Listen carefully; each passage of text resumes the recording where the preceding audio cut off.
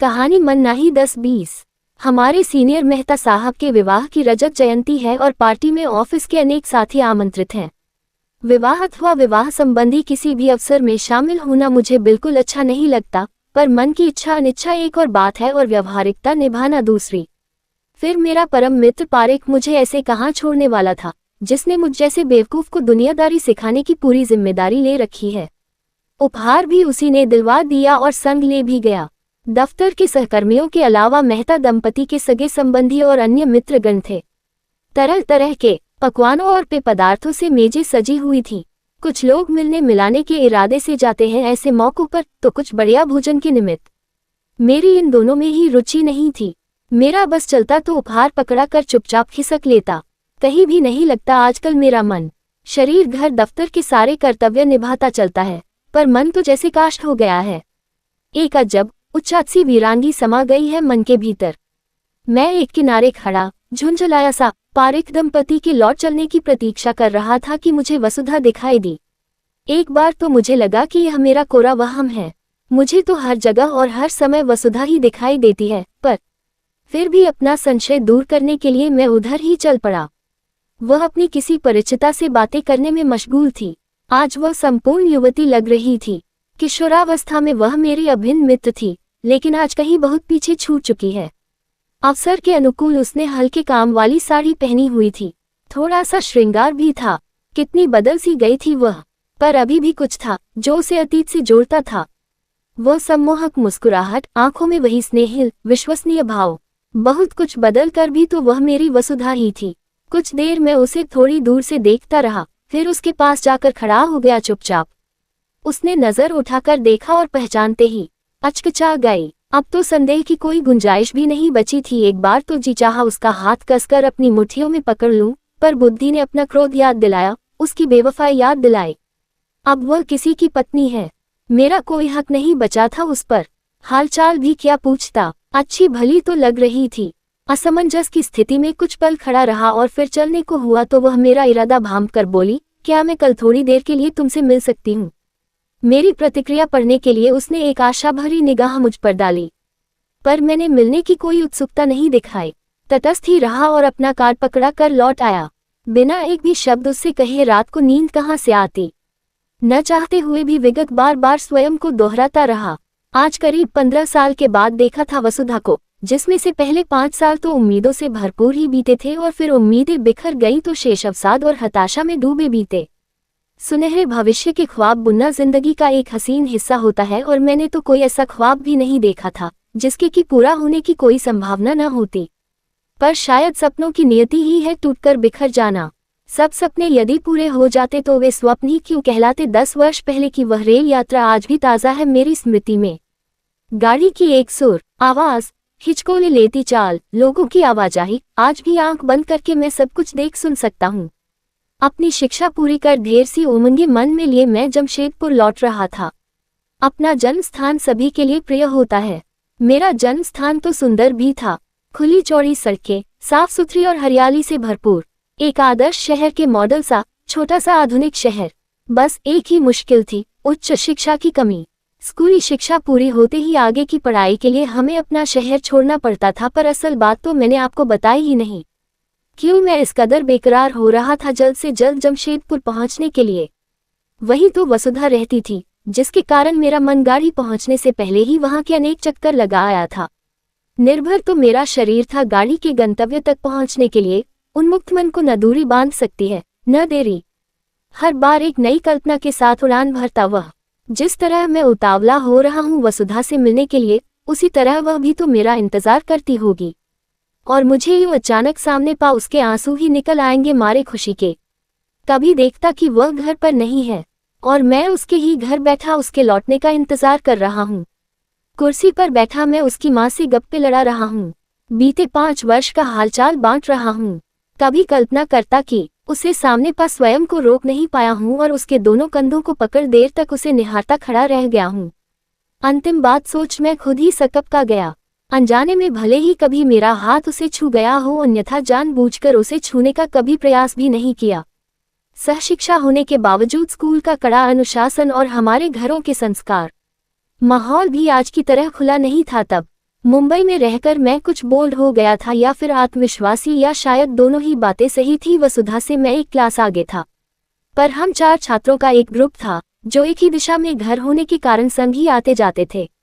वसुधा से मेरी दोस्ती दिन प्रतिदिन बढ़ती गई। मेरे पिता के असमय निधन के बाद परिवार में मैं और माँ ही रह गए थे, पर अब वसुधा भी उसका हिस्सा बनती जा रही थी। जाहिर तौर पर कुछ नहीं कहा गया था, पर अनकहा बहुत कुछ था। भविष्य की अनेक योजनाएं बनाया करते थे हम, और इन सब में माँ की मौन स्वीकृति भी शामिल थी। वसुधा के माता पिता भी अनभिज्ञ नहीं थे हमारे रिश्ते से, और मुझे उनका भरपूर स्नेह प्राप्त था। बस मेरे अपने पैरों पर खड़े होने का इंतजार था सबको। मुझे मुंबई इंजीनियरिंग कॉलेज में दाखिला मिल गया था।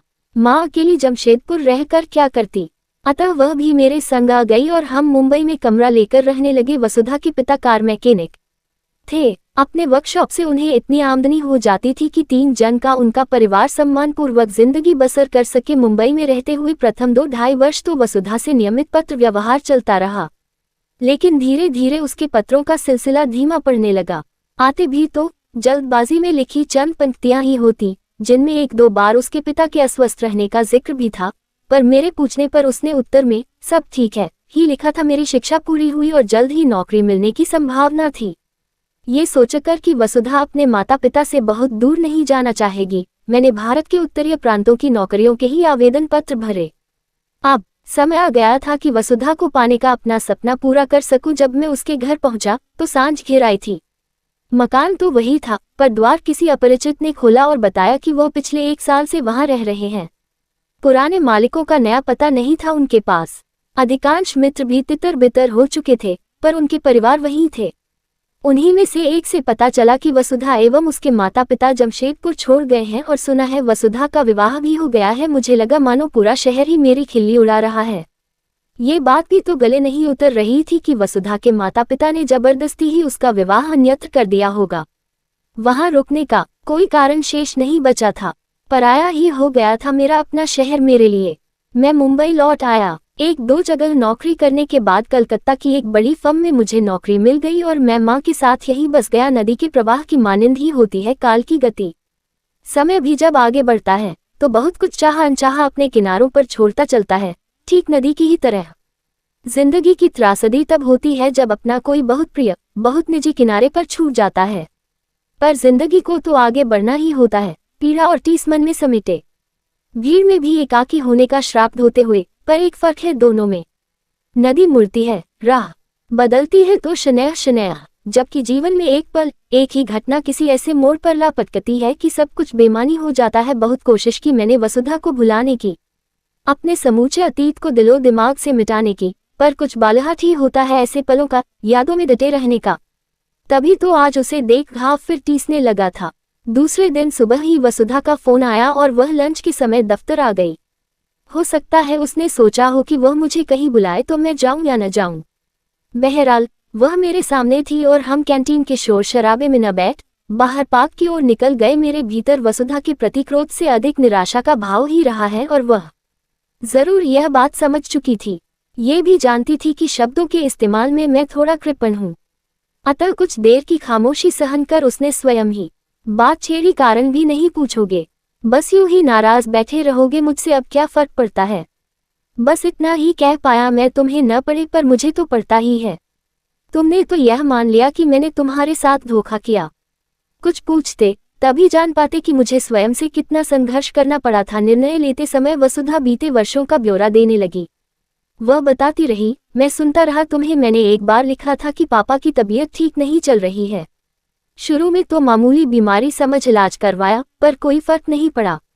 जब टेस्ट कराए गए तो डॉक्टरों ने बीमारी का नाम SLE बताया, जो पापा की किडनी पर असर कर रही थी। यूं भी देर से पकड़ में आती है ये बीमारी, फिर अधिकांश तौर पर स्त्रियों को ही होने के कारण डॉक्टरों का ध्यान पहले इस ओर गया ही नहीं। जब पक्का हो गया कि SLE बीमारी ही है तो डॉक्टर ने फौरन कलकत्ता ले जाने को कहा। तुम्हें ये सब नहीं लिखा ताकि तुम्हारी पढ़ाई में कोई रुकावट न आए और तुम एकचित होकर अपनी पढ़ाई कर सको। जमशेदपुर में ही एक बार जब मैं पापा को लेकर अस्पताल गई थी तो वहां मनीष से मुलाकात हुई। याद होगा तुम्हें मनीष, तुमसे 2 क्लास सीनियर था। एक ही स्कूल में पढ़े होने के कारण कुछ जान पहचान तो थी हमारे बीच। मुझे परेशान देख वह कारण पूछने लगा। उसने हमारी बहुत सहायता की। पापा को अस्पताल लाने ले जाने, दवा का इंतजाम इत्यादि सारी जिम्मेदारी उसने ले ली। वर्कशॉप का काम भी देखने लगा ताकि रुपए पैसे के कारण इलाज न रुके। और जब पापा को कलकत्ता ले आए तो सप्ताहांत में कलकत्ता का चक्कर भी लगा जाता। अपनी तरफ से माँ और मैं भी पूरा प्रयत्न कर रहे थे।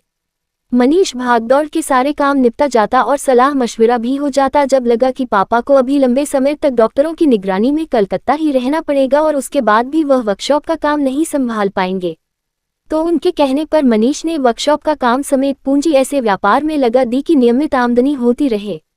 बिजली के उपकरणों का खानदानी कारोबार था मनीष और उसके 2 भाइयों का। उसी की एक ब्रांच उसने यहाँ कलकत्ता में ही खोल ली और यूं उसकी भागदौड़ भी कुछ कम हो गई। उन तनाव भरे दिनों में मनीष का संबल तो रहा ही, मानसिक सहारा भी बहुत मिला। पापा तो अपनी हर जरूरत के लिए उस पर निर्भर रहने लगे थे। माँ भी अपनी हर उलझन उससे बांटकर सलाह मशविरा करती। हर रोज आने जाने से वह घर के सदस्य सा ही बन गया था। और ऐसे ही एक दिन उसने पापा से मुझसे विवाह करने की इच्छा जाहिर की। नहीं, मुझ पर दबाव किसी ने नहीं डाला था। मनीष न जानता हो तुम्हारे बारे में, मम्मी पापा तो जानते ही थे, अतः उन्होंने निर्णय पूरी तरह से मुझ पर ही छोड़ दिया। मनीष ने सहायता किसी पूर्व योजना के तहत की थी, ये सोचना भी निराधार है। दूसरों की सहायता करना उसका स्वभाव ही है। किसी को भी संकट में देख वह पूरी सहायता करता है आज भी। दरअसल वह इन दिनों भी अपने छोटे भाई के साथ उसके किसी निजी काम से गया हुआ है।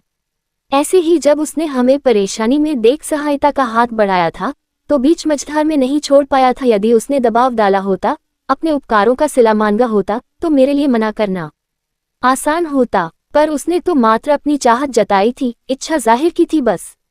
वह एक प्रार्थी की तरह खड़ा था जबकि मैं ही उसके उपकारों तले दबी थी। हमारे ही कारण वह अपना परिवार छोड़ यहाँ अकेला रह रहा था। मैं उसकी अच्छाइयों के आगे विवश हो गई थी सरू। हाँ, करने के अलावा किसी तरह उसके उपकारों का सिला नहीं चुका सकती थी मैं। वसुधा अपनी बात पूरी करके जा चुकी है। मैं उसे स्वयं ऑटो में बिठाकर विदा कर आया हूँ और लौटकर पार्क की उसी बेंच पर बैठा हूँ। न तो दफ्तर लौटने का मन है और न ही घर जाने का। इस बेंच पर उसके बैठे होने का एहसास अभी बाकी है। मैं इस एहसास को अभी कुछ देर और जी लेना चाहता हूँ। यह एहसास फिर कभी नहीं मिलेगा मुझे, ये जानता हूँ मैं। जीवन में चाहा हुआ सब मिल जाए, ऐसा किसके साथ हुआ है। मैं नियतिवादी नहीं, पर सत्य को स्वीकारना आता है मुझे। वसुधा पर जो थोड़ा सा रोष बाकी था वह समाप्त हो चुका है। दैहिक स्तर से अलग था हमारा रिश्ता और ऐसे ही रहेगा। जिस शिद्दत से मैंने पहले उसे चाहा था वैसे ही आगे भी चाहता रहूंगा। पाबंदियां तो शारीरिक प्रेम पर ही हो सकती हैं। मन से जुड़ा रिश्ता कौन तोड़ सकता है, कौन सा समाज मर्यादित कर सकता है। पर भविष्य में कभी उससे मिलूंगा नहीं, ये भी निश्चित है। इसलिए न तो मैंने उसके घर का पता पूछा और न ही फोन नंबर लिया। सरू मेरा असली नाम नहीं है, वसुधा ही सरू कहकर छेड़ा करती थी मुझे मेरे लंबे कद के कारण, और फिर यही प्यार का संबोधन बन गया था मेरे लिए।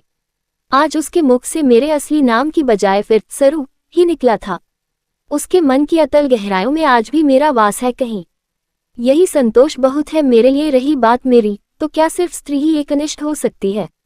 गोपियों ने एक बात कही थी उद्धव से, उधो मन नहीं 10-20 कहूँ तो सो गयो श्याम संग। यही चिरंतन सत्य है। कम से कम मेरे लिए तो अवश्य ही। किसी और को पत्नी बनाकर मैं उसके साथ न्याय नहीं कर पाऊंगा। एक याद है जो स्थायी रूप से मेरे संग है और उसी के साथ जीवन गुजारने की ठानी है मैंने।